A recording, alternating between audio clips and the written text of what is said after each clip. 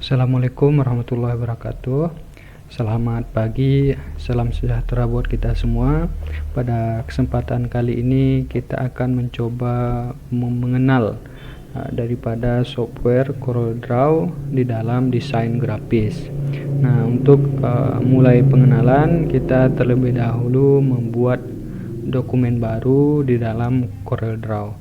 Nah, untuk membuat dokumen baru kita bisa mengklik tombol file di sini, kemudian klik tombol new. Nah, maka akan muncul jendela create new document seperti ini. Nah, selain itu kita juga bisa langsung mengklik tombol yang ada di sini, new, atau juga kita bisa menggunakan keyboard, yaitu dengan menekan Ctrl N pada keyboard, maka secara otomatis akan muncul jendela create new document. Nah, di sini di kolom name ini kita bisa mengisi nama lembar kerja kita. Contohnya seperti vektor. Kemudian ini adalah size daripada lembar kerja kita. Kita pilih letter di sini. Nah, kemudian baru klik tombol OK di sini. Maka secara otomatis lembar kerja baru sudah terbuat ataupun dibuat ya. Nah, di sini ada sedikit pengenalan yang kita ingin sampaikan. Yang pertama itu adalah ya, di sini dimulai dari paling atas, yaitu ini adalah disebut dengan title bar. Yang ini CorelDRAW 2007, kemudian ini vektor. Nah, title bar ini kegunaannya adalah memberi informasi tentang nama file dan aplikasi yang sedang dibuka. Nah, aplikasi yang sedang dibuka adalah lembar kerja yang dibuka adalah vektor. Maka di sini terlihat vektor. Nah, pada ujung pojok kanan atas terdapat tombol maximize button untuk membuat tampilan CorelDRAW satu layar penuh. Nah, seperti yang di sini. Ini adalah untuk membuat layar penuh. Nah, kemudian yang kedua adalah menu bar. Yang menu bar ini adalah yang ini. Yang ini. Ya.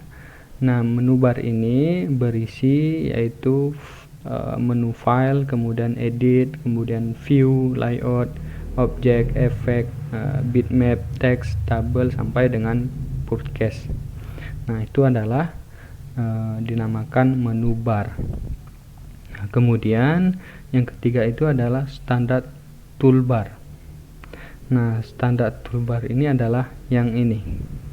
Ini adalah dinamakan dengan standar toolbar. Nah, standar toolbar ini adalah perintah-perintah yang sering digunakan, dapat juga diakses melalui standar toolbar.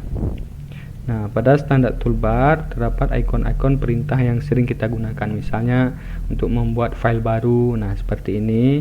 Kemudian untuk membuka file, nah bisa di sini. Kemudian menyimpan, mencetak, dan sebagainya.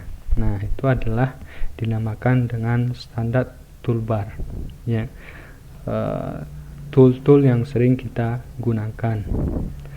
Nah, kemudian selanjutnya itu ada juga namanya property bar. Nah, property bar letaknya yang ada di sini di bawah standar toolbar. Nah, property bar ini merupakan baris perintah yang unik karena tampilannya akan selalu berubah dan perintah-perintah yang ada di dalamnya akan menyesuaikan dengan ikon yang sedang aktif pada toolbox. Jadi, ketika kita nanti menggunakan toolbox yang di sini, maka property bar ini akan berubah sesuai dengan toolbox yang kita gunakan. Nah, itu adalah property bar. Ini adalah property bar ya. Kemudian yang selanjutnya adalah horizontal rule ya. Horizontal rule ini adalah ini yang berbentuk garis dari angka 8 sampai dengan 16 yang terbentang dalam horizontal. Ini adalah horizontal rule namanya. Nah, horizontal rule ini berfungsi untuk membantu kita dalam membuat desain dengan ukuran yang tepat. Nah, karena terdapat mister horizontal dengan satuan ukuran yang dapat kita ubah sewaktu-waktu. Nah, itu kegunaannya ya, untuk membantu kita dalam membuat desain dengan ukuran yang tepat. Nah, kemudian ada juga print area. Ya, namanya adalah printable area. Nah, printable area ini adalah lembar kerja kita itu sendiri, yang ini. Ya, printable area. Nah, merupakan area di mana kita desain diletakkan untuk dicetak. Nah, untuk mendesain kita boleh di luar print area, printable area. Namun ketika akan dicetak, maka harus dimasukkan ke area tersebut. Nah, misal kita ingin membuat objek kotak di sini. Objek kotak di sini. Nah, ini adalah objek kotaknya. Ketika kita mendesain, kita boleh membuat objek ini ke luar print area table. Nah, kita boleh juga di sini mendesainnya, tetapi saat kita mencetak desain ini, maka elemen ataupun objek ini harus berada di printable area ini. Nah, itu adalah printable area.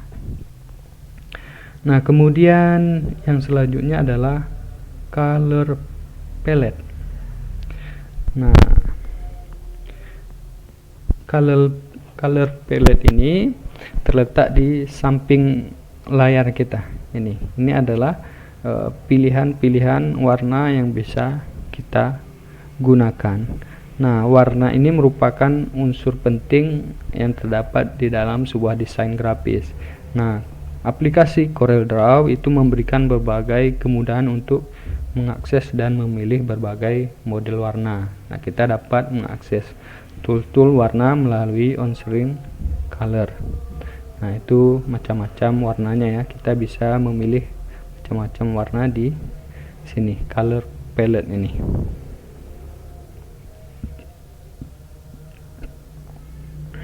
Kemudian ada juga namanya toolbox ya. Toolbox ini adalah yang ini.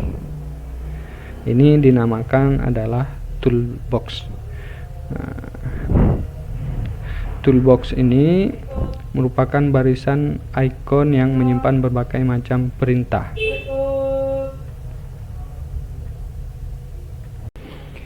Nah, di sini ada beberapa toolbox yang terdapat.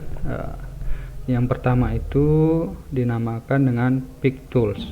Nah, pick tool ini kegunaannya untuk memilih atau menyeleksi dan mengatur ukuran ataupun memiringkan dan memutar suatu objek yang kita kerjakan. Misal kita akan memindahkan ini ataupun menyeleksi dengan klik ini, tarik. Nah, maka objek yang ini terseleksi, ataupun mengatur ukuran juga bisa seperti ini pun seperti ini. Nah, kemudian untuk memiringkan ataupun memutar suatu objek juga bisa. Klik objeknya kemudian diputar seperti ini. Nah, itu adalah pick tool untuk memilih ataupun menyeleksi dan mengatur ukuran suatu objek. Kemudian yang kedua itu adalah shape tool. Nah, shape tool ini kegunaannya untuk mengedit bentuk daripada objek kurva. Nah, kemudian yang ketiga adalah crop tool. Nah, crop tool ini kegunaannya untuk menghilangkan area yang tidak dikehendaki ataupun yang kita tidak inginkan. Nah, kemudian ada juga di sini tombol zoom tools. Nah, kegunaannya untuk merubah besaran label dalam tampilan jendela kerja kita. Misal sini zoom. Nah, ada berapa pilihan di sini. Ini adalah untuk memperbesarnya, kemudian ini adalah untuk memperkecilnya. Itu zoom tools. Kemudian ada juga freehand tools. Nah, freehand tools ini kegunaannya untuk menggambar garis tunggal dan kurva. Nah, di freehand ini banyak beberapa pilihan. Contohnya kita ingin membuat two point line, juga bisa, tinggal klik kemudian tarik. Nah, berbentuk garis ya. Kemudian ada juga namanya Artistic Media Tools.